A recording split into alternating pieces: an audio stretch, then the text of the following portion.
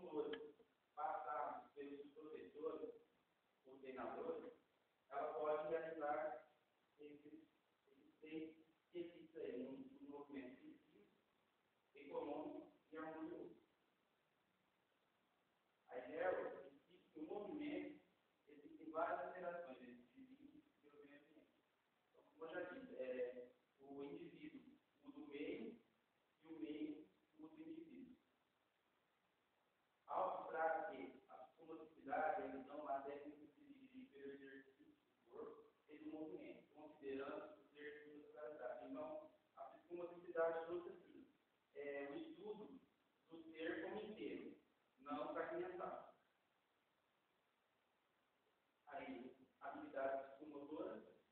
As habilidades psicomotoras ou motoras são divididas em várias destrezas, como funcionalidade, percepção espaço temporal, coordenação motora e outros. Então, não só essas quatro, mas equilíbrio, relaxamento, entre outros termos que existem dessas habilidades.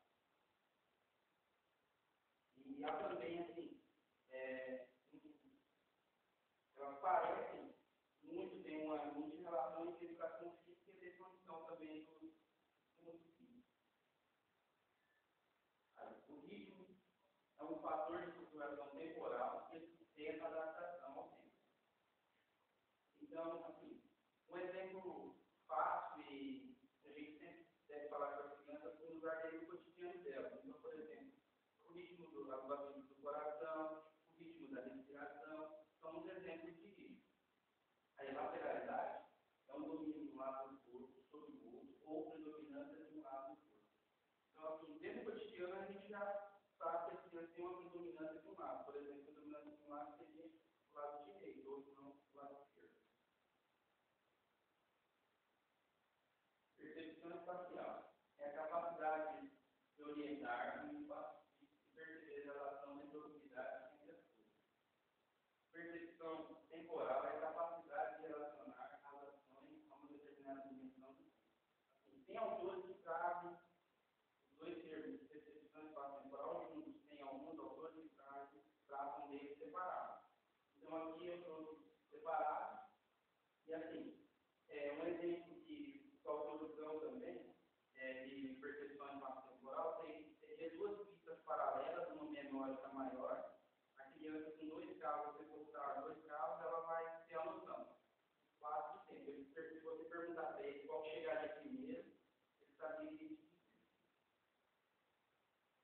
a coordenação motora é a combinação de elementos de sequência.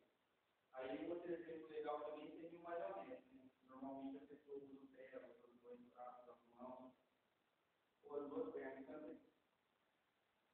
Aí vamos trazer agora a psicomotricidade do jogo. Mello, 1989, página 31. Uma criança, quando participa de um jogo, ela está vivenciando estímulos motores. Seu raciocínio lógico está sendo solicitado e essa está experimentando ao mesmo tempo uma relação com as demais, e, portanto, possui interações emocionais e sociais. Então, assim, essa citação traz assim, bem legal da interação da criança com o jogo e com os participantes desse jogo também. Então, uma interação afetiva, social, emocional dentro do jogo. Também pode também influenciar também a inteligência dela, estratégias de jogo, entre outros. A ideia do Mello diz que quando a criança joga, ela desenvolve seu corpo harmoniosamente, sua afetividade e seu coletivo. Aspectos estruturais e funcionais do jogo, do estado. Primeiro, eu trouxe as regras simples. E a gente trouxe a regra que regula, dirige, rege ou governa. Dicionário Leve, de 1933, página 331. Mas a gente abordou a regra de um jeito relacionando com as habilidades. Né? Não foi uma coisa pesada, de regra por regra, e a gente trouxe com as habilidades. Por exemplo, espaço e tempo, dentro da quadra de jogo, uma bola, relação, interação da criança com a bola, isso que nós utilizamos dentro das regras. Aí, aspectos técnicos, base, recepção, domínio, condução, domínio, marcação que caberia antecipação e deslocamento. Então, assim, esses são os quesitos que o atleta de futsal vai atender, porque é espécie. Então, por exemplo, dentro de um chute, a gente pode usar a lateralidade, pode ter o certo ritmo de chute, se ele estiver passando para o colega ou não, ele pode ficar um gol ou não. Né? O lateralidade, ritmo, força, direção, se ele for chegar no gol, tem que ter noção de passo temporal para poder acertar o gol, entre outros, e habilidade. Aí você tem idade. Poder 2006, a Melo 2006, para o centro de sub-20. É a maneira de incluir os jogadores no quadro. Então, por exemplo, cada professor dirige faz um sistema para ensinamento, mas o sistema mais fácil seria o 2-2. Seria o quê? Dividir os atletas na quadra, esse seria o sistema meio distribuído.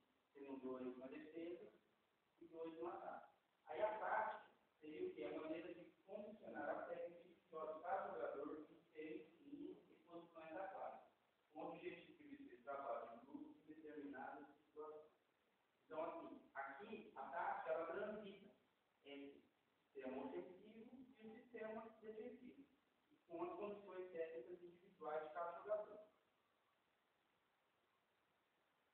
Aí a regulamentação possui instituições de regulamento de esporte dentro do município também no Brasil.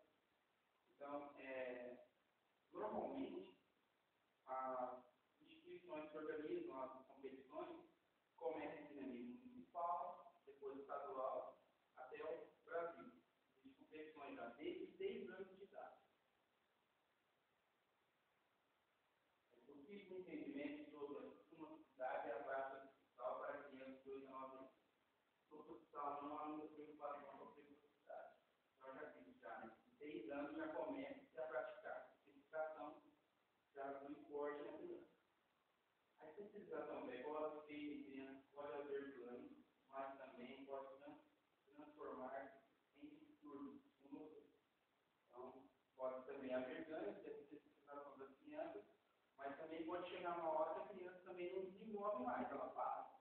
Aí começa o motor. Sempre devemos respeitar os estágios motores que as crianças estão em suas individualidades.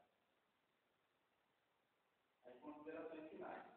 Concluindo que o futsal pode contribuir para o desenvolvimento do motor da criança de 8 a 9 anos, sem que respeitando sua faixa etária. Então, na ciência, ela tem padrões motores. Ela desvendou os padrões motores para cada idade. Então, se nós respeitarmos a faixa etária de cada indivíduo, de cada criança, ela pode desenvolver sim um estímulo futsal. A diferença. Obrigado.